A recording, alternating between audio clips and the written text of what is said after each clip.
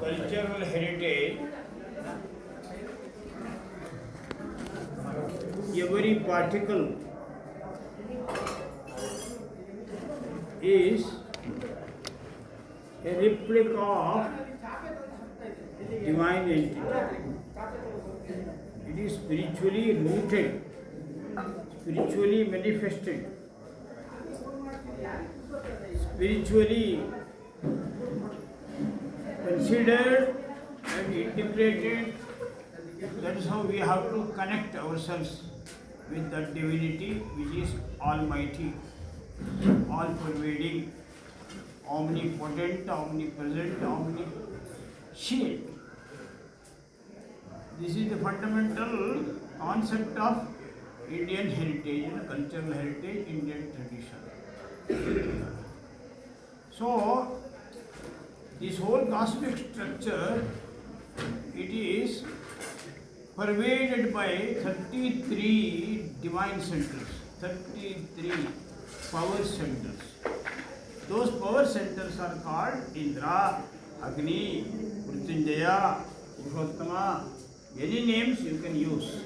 They are all divine names. Whatever words we use, they are divine names according to Sri Ramanujacharya. Just yesterday we have celebrated his birthday. Sarvani Namani Bhagavataha Namani, Sarvani Rupani Bhagavataha Rupani. That is how he established this theory. Actually, this is the summum bonum, essence of the whole Vedas. Nothing is that. Even you go to most dirtiest place, there you see something dirtiest. That also represents somehow that divine, all-pervading entity. So, on the basis of that, this practice is structured. So, everywhere we see divine presence, we feel divine presence. But as in all other sectors, all schools of philosophies, there are two forces. When divine forces will be active, like that, satanic forces also will be countering it. That is why this Sura Asura Yuddha will be going on. So, by establishing this type of centers, divine centers for yoga and for daily practice of worship, daily practice of prarthana, prayer, there we feel the presence of God very much tangible, very much felt. That is why more and more, anywhere you go, you can see temples here. Nowadays, in this modern age, everywhere yoga centers and yaga centers and prayoga centers, everywhere you can see this. Even in Gulf countries, we see that type of wonderful, so much miraculous, wonderfully structured temples there. That is how new age is visible to us. This age, it is Amrita age. Immortality is the main mantra of this age. That is, immortality is the guiding principle. So, by building this,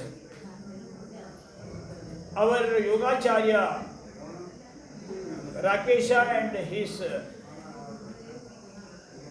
wife, she is a divine consort, not mere wife.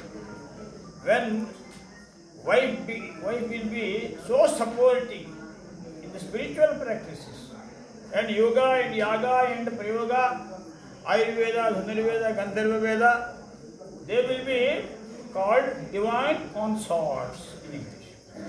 That is how Patni will be supporting. That is how both of them, they have dreamt this one. But here, from yesterday's night, this type of practice is going one after one. why it is yesterday whatever yajna has been conducted and here it is practiced, it was Rakshogna. Rakshogna means all those satanic forces, devil forces, negative forces, they will be also there. As divine presence will be there, devil presence also, it is very much natural in this nature, in this cosmic structure. So that those devil forces to be eliminated. As soon as they are eliminated, discarded and destroyed, there will be emergence of divinity, emergence of spirituality. That is how it happens,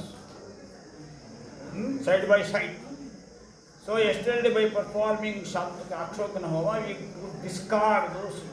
Because when we construct this one, this construction, it presupposes destruction. Without destruction, we cannot have construction.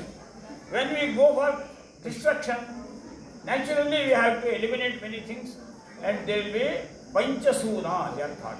They are called Panchasuna. Panchasuna means the churning and cutting, splitting and rubbing, all type of activities where it involves violence. Without violence, it cannot happen. When you construct this type of things, you have to divide, you have to cut, you have to do many destructive things. When such things will be going on, satanic forces, they feel that this is our abode, our home. This is very much homely to us.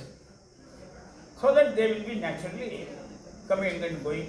Immediately we have to take this type of steps to perform divine, invoke divine. As we know, Indradi Devataha, Rudradi Devataha, Vishnuadi Devataha are divine. All these asuric and demonic forces, they naturally vacate and they go away. That is how that this insight is inbuilt in this whole practice.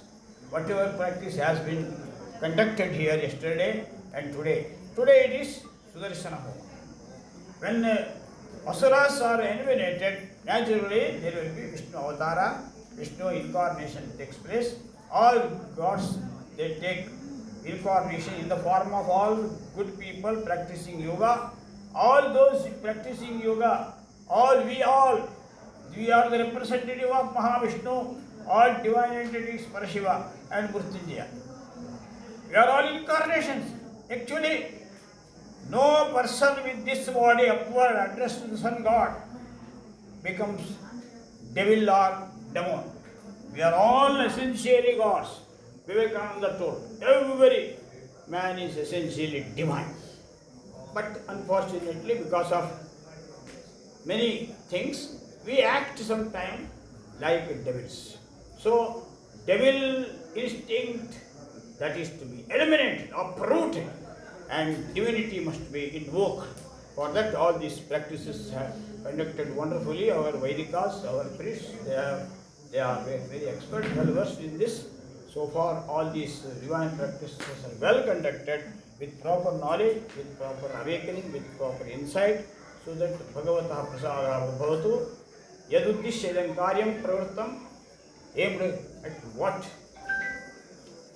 That is to be practiced, it is to be made social friendly, user friendly, people friendly, universality friendly. That is how we have to make it.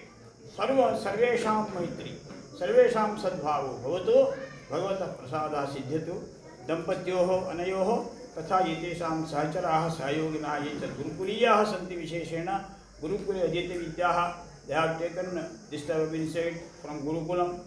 So, on representing the whole Gurukula family and Gurukula brotherhood, I want to extend my heartfelt blessings and good wishes. Shubhamastu Nityam, Loka Samastaha Sukhino Bhavantu.